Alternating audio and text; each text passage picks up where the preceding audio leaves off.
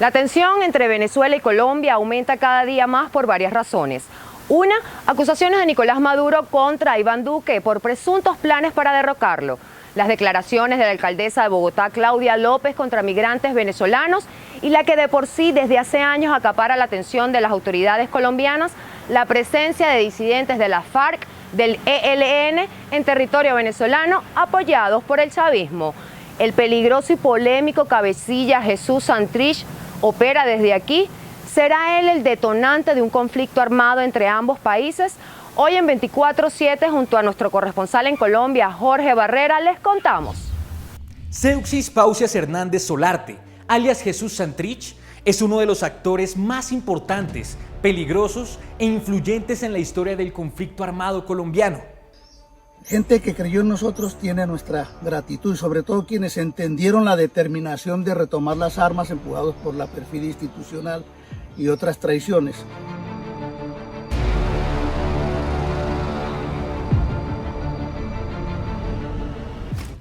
En tiempos modernos, Santrich ha generado polémica y preocupación principalmente por las amenazas dirigidas a las periodistas Vicky Dávila y Claudia Gurizati. Sumado a estas delicadas declaraciones en contra del presidente colombiano Iván Duque. Hasta pronto. Memento mori. Duque. A todo procusto le llega su teseo, es decir, que a todo marrano gordo le llega su diciembre. Nos vemos. Sin embargo, y poco antes de que se conocieran estos intimidantes mensajes, Santrich era reconocido como uno de los cabecillas de la extinta guerrilla de las FARC, ocupando cargos tan relevantes que no solo lo ayudaron a cometer sus actos criminales, sino a estructurar la vocería y la propaganda política de este grupo armado, así como lo comenta nuestro experto en conflicto interno, Óscar Palma. Hay que pedirle sosiego al presidente, que actúe como mandatario y no prejuzgando ni haciendo enjuiciamientos paralelos, que respete la buena marcha de las Cortes. Es una figura política, es un líder guerrillero que tiene tradición, que tiene peso dentro de la historia de las FARC, y eso puede servir, puede motivar a que en algún momento, en unos meses o en unos años o más adelante, se convoque de nuevo esa unidad de la guerrilla, con él como líder, por supuesto. Pero para entender la importancia de esta figura, es vital mencionar que Jesús Santrich hizo parte del grupo armado FARC durante más de 17 años. Luego perteneció a la cúpula de esta organización e hizo parte del histórico proceso de paz que firmó la extinta guerrilla con el gobierno del expresidente Juan Manuel Santos en 2016. Fue un trabajo serio, juicioso.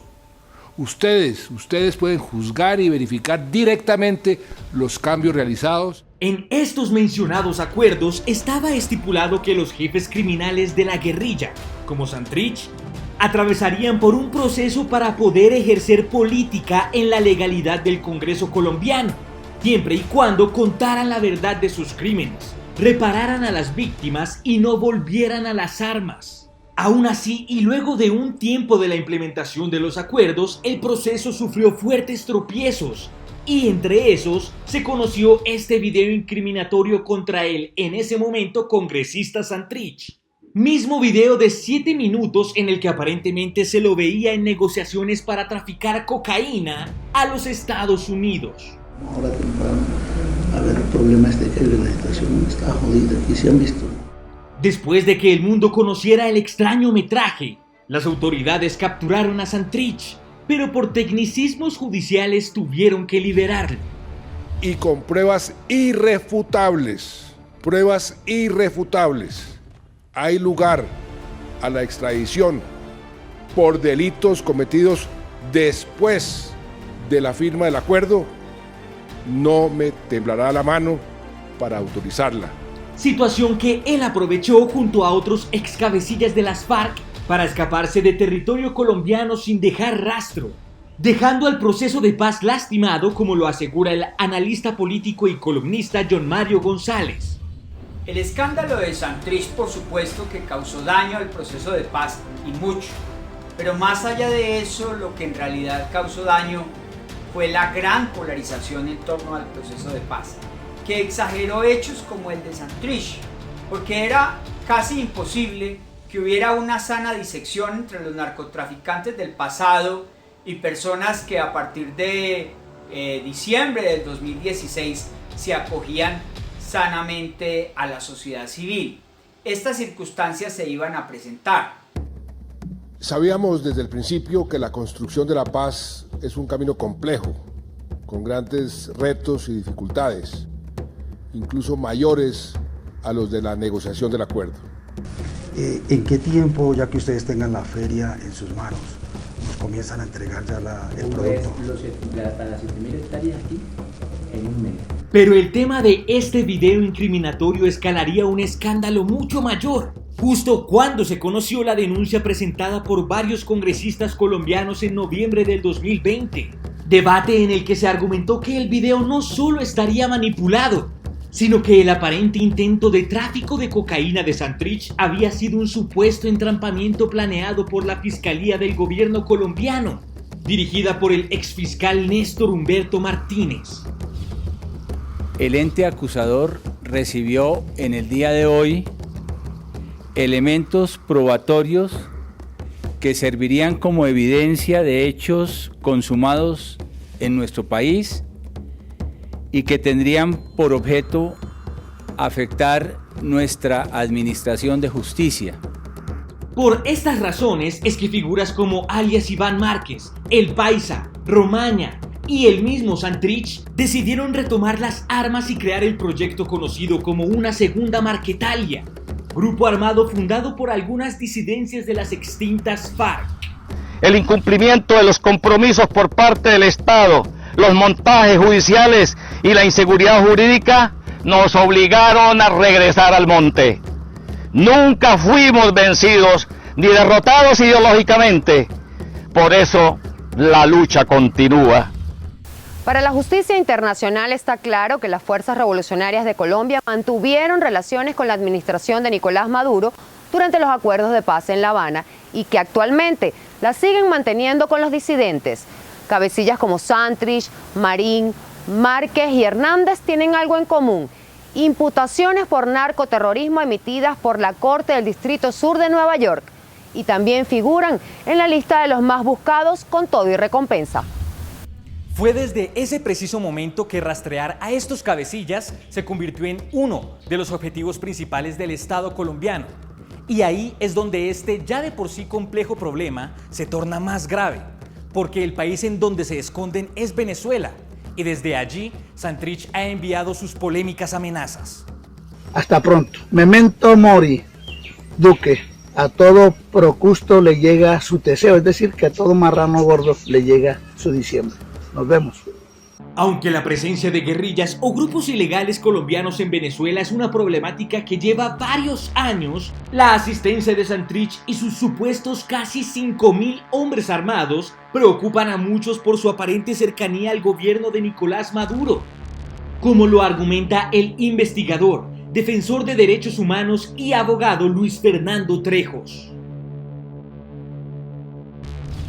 Hay que entender que las hostilidades diplomáticas entre el gobierno colombiano y el gobierno venezolano aumenten, así va a ser la protección que van a recibir esos grupos delincuenciales colombianos que hoy están en suelo venezolano, porque dentro de la lógica venezolana estos grupos también harían parte de una primera línea de defensa en caso de una eventual acción armada que se lance a territorio venezolano desde Colombia. Iván Márquez y Jesús Santrich son bienvenidos a Venezuela y al Foro de Sao Paulo cuando quieran venir. Son los dos líderes de paz. Y Timochenko y Catatumbo y la FARC es bienvenida a Venezuela cuando quiera venir, porque son líderes de paz. Claro que sí. Piedad Córdoba, cuando quieran, dile de mi parte. Bienvenidos a Venezuela cuando quieran. Entonces, con una aparente libertad para actuar junto a las grandes vías del narcotráfico y los grupos armados que están bajo su mando, las alarmas giran en torno no a un posible golpe de Estado, sino a múltiples ataques terroristas disparados hacia Colombia. El riesgo de que tengamos que ir a una invasión y terminemos metidos en una guerra de guerrillas, incluso entre Venezuela y los militares y las fuerzas venezolanas chavistas en contra de especulemos Estados Unidos, Colombia, lo que sea, eso puede ser una guerra de desgaste a largo plazo, una pésima idea. Debemos tener claridad que no estamos ante el nacimiento de una nueva guerrilla, sino frente a las amenazas criminales de una banda de narcoterroristas que cuenta con el albergue y el apoyo de la dictadura de Nicolás Maduro. Mucho se ha dicho que Jesús Santrich estuvo refugiado en el sector 23 de enero en Caracas. Por cierto, muy cerca del Palacio de Miraflores. Sin embargo, él y sus más de 5.000 hombres estarían operando entre los estados Aragua, Apure, Zulia, Táchira y La Guajira, según Javier Tarazona de Fundarredes. Escuchemos. Sobre Jesús Santrich, sabemos que se encuentra en territorio venezolano. Estas regiones son las que permiten de una u otra manera la movilidad y el desarrollo de actividades como el último video que se hiciera público amenazando al presidente de Colombia, Iván Duque. Desde Fundarredes rechazamos la actuación de este criminal que ha hecho uso de un discurso populista para tratar de ofrecer una cultura de la muerte y la cultura de la violencia en territorio latinoamericano y aprovecha su permanencia en territorio venezolano. Ciertamente desde nuestro país se ha auspiciado, se ha respaldado y se ha apoyado la presencia de actores del ELN y la FARC desde la propia llegada de Chávez al poder en el año 98. Rechazamos abiertamente este tipo de situaciones y dejamos de manera clara que hoy el panorama real con la presencia de la FARC y el ELN es que hay una nueva escalada de confrontación entre actores de la disidencia de la FARC por la pugna en el control de territorio y actividades ilícitas.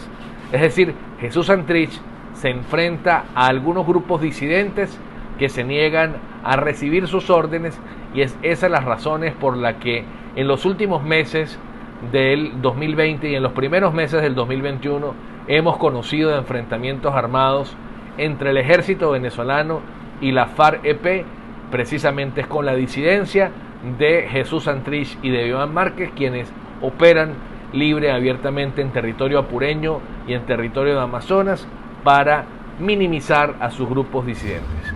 Ahora vamos a establecer un contacto en directo con nuestro corresponsal en Bogotá para que nos cuente más.